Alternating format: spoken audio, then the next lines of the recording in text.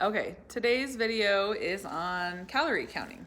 And this is kind of a tricky one because oftentimes people will follow like the mini mod method, which is basically like the minimum amount of calories that's recommended for you based off of age and height, I believe, maybe gender and activity level. Like if you're a mom or your job requires you to be on your feet all day.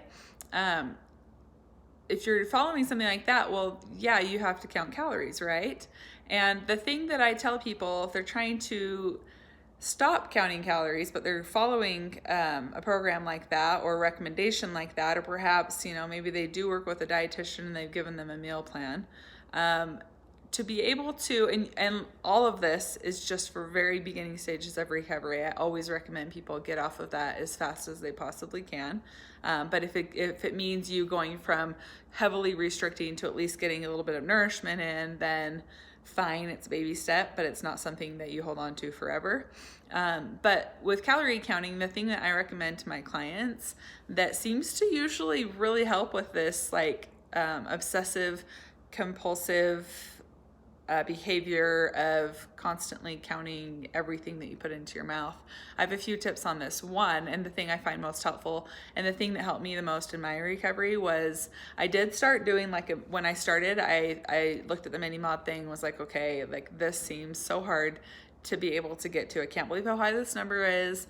And I guess I obviously have to count calories. But what I did, because I knew I'd set myself up to become really, really obsessive, even more so with calorie counting, was I underestimated instead of overestimating, which I would say 99.9% of people that have an eating disorder, when they're counting calories, will heavily overestimate the calories they're eating. So if something has 220 calories, suddenly they're counting it as 300 calories. Okay, so what I advise people to do, and what I did, was 220 was 200. If something looked like I was going to guess it was 600 calories, I would say this is going to be 450 or 500. I would always way underestimate. And what happened is a couple of things. As I was hitting the mini mod minimums, even underestimating, I was realizing how much more I actually could eat and that was actually becoming restrictive. And two, I realized by underestimating the calories, it kind of lost its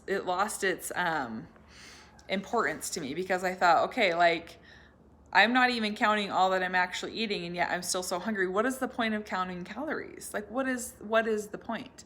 And when I would find myself kind of obsessing over calories while I was eating a meal, I would start counting backwards from 100. So 199, 98, 97, 96, and then I'd stop. And if it came back up again, the calorie counting, 100, 99, 98, 97, 96. Sometimes I get all the way down to like 60 before I stopped wanting to count the calories. But eventually that little routine that little habit that I brought in every time I started trying to calculate, I eventually fell out of that and stopped trying to figure out how much was in something. So just to reemphasize, if you're doing mini mod or you're doing like a meal plan, very, very, very brief amount of time that you want to be holding on to that. And that's really just to get you from a heavily restrictive state to trying to somewhat nourish your brain and your body enough to get to a point where your hunger kind of awakens and your true appetite comes back and you're really kind of getting in the groove of things. And then, like I said, typically with that comes having to count calories. And my tip for that is to then count backwards as you're counting them while you're eating. And then number two is to underestimate what you're eating, because these calorie mini mod, those calories are a absolute minimum. That is like the very, very, very, very, very lowest that is recommended for you each day. So I tell clients that's not like a normal. That's like you have had a devastating loss in the family, or you have lost your job, or some kind of safeguard for those days that are so, so hard that you're going to barely hit your minimum at least. And then every other day should be far above that.